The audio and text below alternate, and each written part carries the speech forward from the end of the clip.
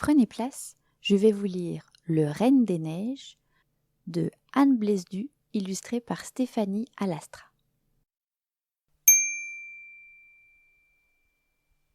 Cette histoire commence il y a très longtemps, dans l'immensité des plaines glacées du pôle Nord. C'est là que vient de s'installer celui qui deviendra le légendaire Père Noël. À l'époque, le domaine Noël n'est pas encore ce qu'il est aujourd'hui. Il n'est qu'une maisonnette de bois décorée de houx, un petit atelier de fabrication de jouets, une écurie et un hangar de stockage. Père Noël n'est pas non plus ce bonhomme ventripotent à la blanche barbe. Il vient d'avoir 20 ans, il est mince et musclé. Une fine moustache orne le dessus de sa lèvre supérieure. Conseillé par Ernestine Corduline, il arbore fièrement une tenue rouge du plus bel effet. Mais le plus impressionnant chez ce jeune homme, c'est cette générosité sans faille qui émane déjà de lui. Nous sommes au mois de mai, et le jeune Père Noël cherche encore comment réaliser son rêve de distribuer des jouets à tous les enfants du monde. Il a résolu le problème de la fabrication de masse, il s'est installé au pôle Nord pour la tranquillité. Les paparazzis n'aiment pas le grand froid. La construction de son traîneau est bien avancée, mais il ne sait pas comment le faire voler. Utiliser des Pégases, ils sont tous trop occupés. Un dragon peut-être ? Il ferait peur aux enfants. Il doit bien exister un animal magique capable de l'aider.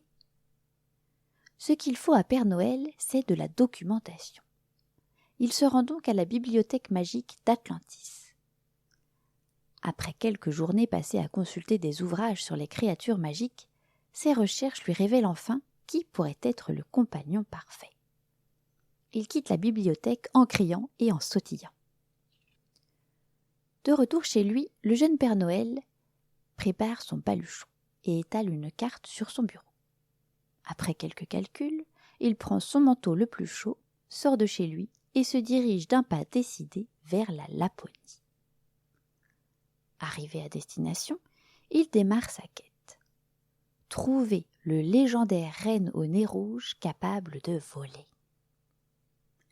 Il cherche, fouine, interroge animaux et autochtones, creuse, grimpe, parcourt tout le pays. Tous les indices le mènent à une grotte cachée.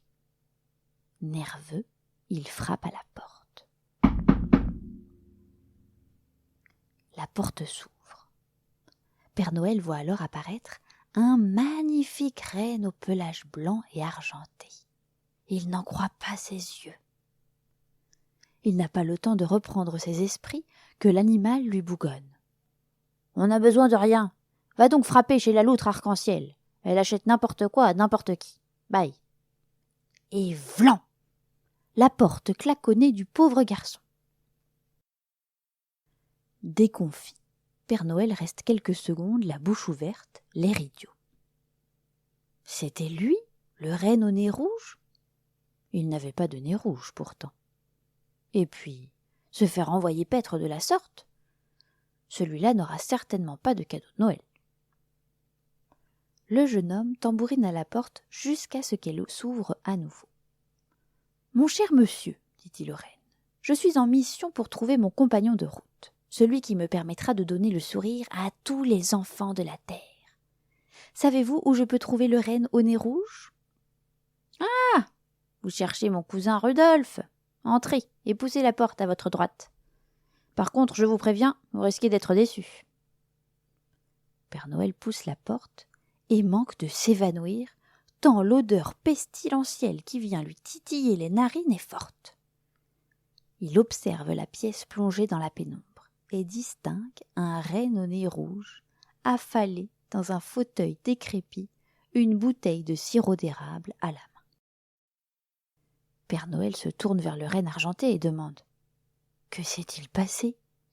Qu'est-il arrivé au renne légendaire ?»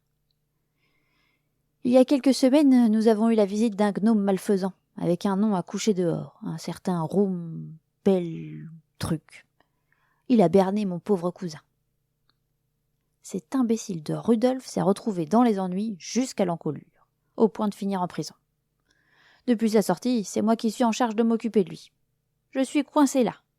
Pour couronner le tout, il est devenu accro au sirop d'érable. Père Noël n'en croit pas ses oreilles. Il parle à son nouvel ami argenté de son projet. Les cadeaux, le traîneau, les livraisons pour le 25 décembre, le besoin vital d'un animal volant, tout. Le renne argenté lui répond.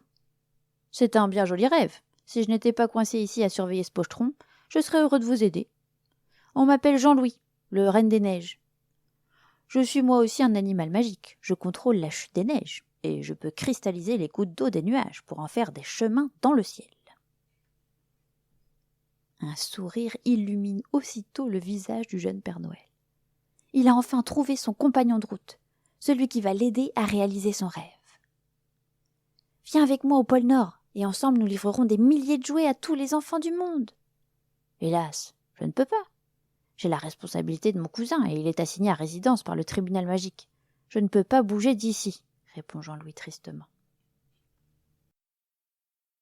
Comme on le sait déjà, le Père Noël n'est pas homme à se laisser abattre. Un éclair de génie lui offre la solution. « Si tu ne peux pas bouger d'ici, j'ai une idée, dit-il au Reine des Neiges.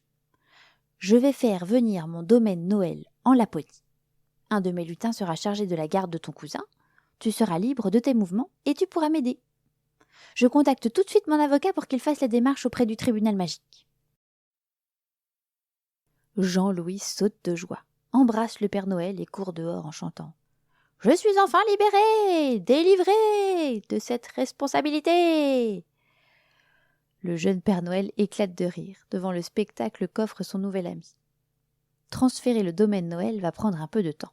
Pourtant, il ne doute pas qu'ils seront prêts pour le premier Noël de l'histoire. Mais ça, c'est une autre histoire.